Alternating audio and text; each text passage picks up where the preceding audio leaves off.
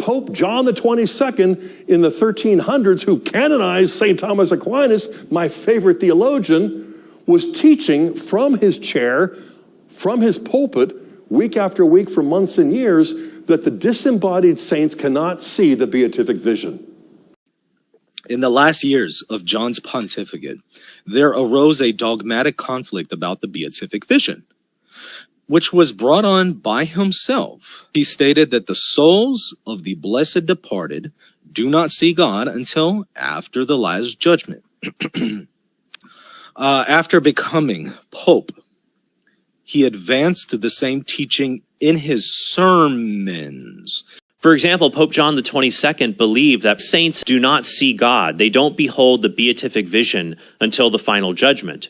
He even taught this in some of his homilies. We can even go one further. Okay, go one further. Pope John the 22nd gave homilies in which he suggested the beatific vision wasn't enjoyed immediately after death. He said, no, when the saints die, they don't immediately see God in the beatific vision. They're only going to see him in the beatific vision after the general resurrection, but they don't currently see him in the beatific vision. If you're a Catholic who believes the Pope is the Pope, you have to defend everything he says and does, would be an impossible standard historically. To say, oh, you have to defend John the 22nd, denying that the saints enjoy the beatific vision. Did you catch that? Let that sink in for a second. You see, the Pope wears multiple hats. He's a local bishop of a local congregation. That is just regular bishop. He's also a patriarch of the West. I mean, you could also say archbishop, patriarch. And he is the Pope of all Christians and the teacher of all Christians, as Vatican I puts it. And he can use those different capacities.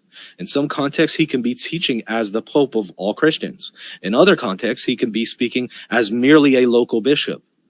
The Pope explicitly declared that he had never meant to teach aught contrary to the Holy Scripture or the rule of faith.